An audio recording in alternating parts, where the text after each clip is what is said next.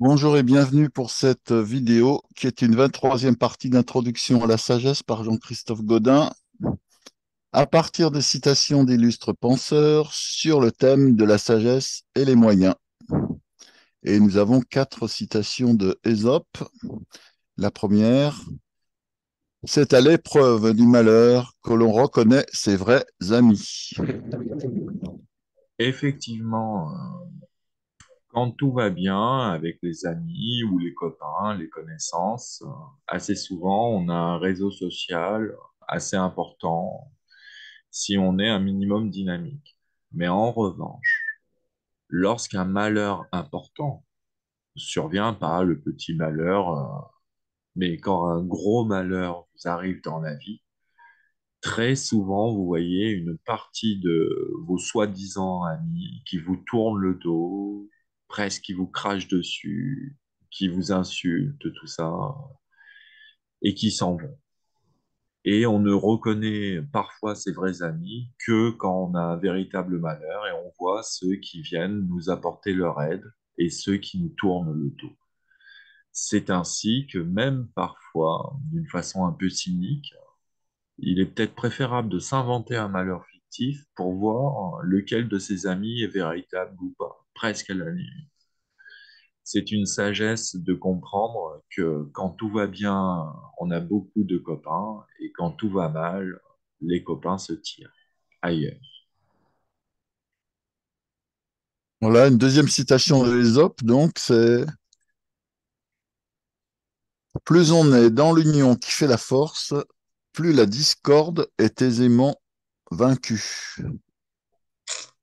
Alors, on le comprend bien dans l'armée.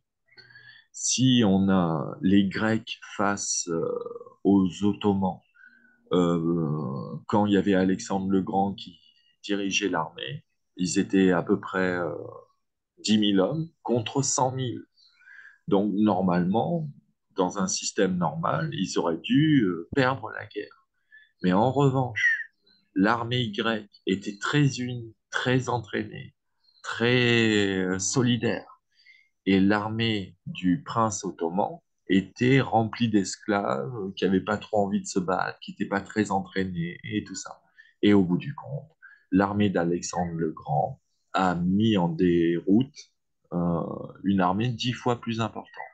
Pourquoi? Parce qu'ils étaient unis, solidaires, fraternels, ayant un esprit, un objectif commun. Autant l'armée des Ottomans s'est fait prendre une déroute parce que justement, elle était en discorde. Très bien, donc maintenant, nous passons à la troisième citation d'Ésope. Donc, les regrets sont vains quand le malheur survient. Il faut prendre ses précautions avant l'heure du danger. Hein, c'est l'éternel dilemme entre la cigale et la fourmi de Jean de La Fontaine. C'est-à-dire que typiquement, nos anciens connaissaient bien ce problème. L'été, on avait de la nourriture à profusion, des fruits, des légumes, tout ça. Mais en revanche, il fallait préparer l'hiver.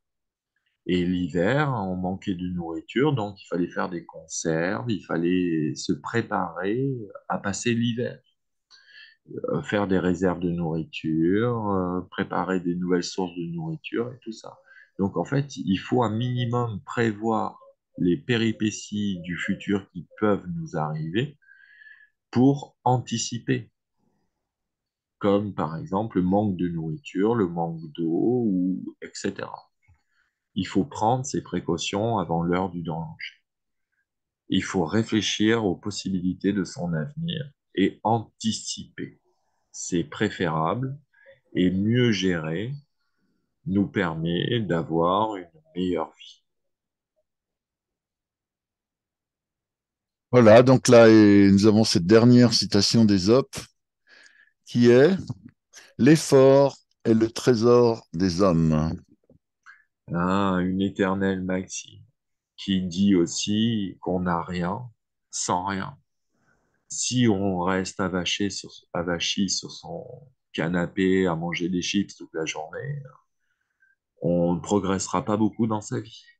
Tandis que si on travaille, si on étudie, si on vit des aventures, il faut produire pas mal d'efforts pour vivre une vie intense et, euh, et quelque part une bonne vie. Il faut faire plein d'efforts. Par exemple, si on veut bien manger, eh ben, il faut cuisiner pendant un certain temps. Il faut mettre la table, il faut débarrasser, faire la vaisselle. Tout ça demande une quantité d'efforts. Et plus on veut avoir une belle vie, malheureusement, plus il faut fournir d'efforts. Et les animaux ne font pas d'efforts, donc c'est le propre de l'homme. Non, les animaux, le lion fait plein d'efforts quand il veut manger la gazelle. Il est obligé de la courser très rapidement, il est obligé de la croquer, la tuer. Il fournit plein d'efforts s'il veut manger aussi. Et d'ailleurs, les vieux lions faibles n'arrivent plus à manger et meurent de faim, souvent. C'est les animaux dans la nature, s'ils font pas d'efforts pour manger, Mm. ils mangent pas, hein. Il y en Il y a a qui restent. aucun... Est-ce qu'il y a des animaux qui restent aussi avachis sur leur canapé? Ah, ça, ils n'ont pas encore découvert le canapé, les autres animaux. Mais enfin, il y en a qui se dorent au soleil en attendant que ça se passe, quoi. Voilà, par exemple, les babouins. Les babouins, ils vivent en communauté et ils passent une bonne partie de leur temps à se faire des caresses ou des actes sexuels. Ils ont Ou plutôt la vie. les chats, ils vont chasser 1 heure par jour et puis les 23 autres heures, ils mangent et ils dorment, quoi. Par exemple aussi. Mais on est toujours obligé, si on veut survivre et avoir une belle vie, d'autant plus, de fournir des efforts. On n'a rien sans rien. Mais si ça devient une obligation, c'est pas très drôle. Est-ce que ça peut ne pas être une obligation? Mais je sais Malheureusement, pas, une motivation. malheureusement, c'est nécessaire, mais aussi quand un sportif fait son footing tous les jours pendant 1 heure, il fait beaucoup d'efforts. Mais au bout du Hmm, compte, il est heureux de les faire. Il- En produisant beaucoup d'efforts, le corps produit aussi de l'adrénaline hmm. et des endorphines. Et donc, ça produit une certaine satisfaction. D'ailleurs, moi, quand j'étais jeune, je faisais tous les jours 1 heure de footing, je faisais des semi-marathons, tout ça, et j'éprouvais un certain plaisir dans l'effort. Bon, bah très bien. Alors, donc là, on termine le cycle sagesse et les moyens. Et donc, normalement, la prochaine fois, on va aborder la sagesse et Dieu. Ah, Voilà. Donc, c'était la 23e partie d'introduction à la sagesse par Jean-Christophe Gaudin à partir de citations d'illustres penseurs sur ce thème de la sagesse et les moyens.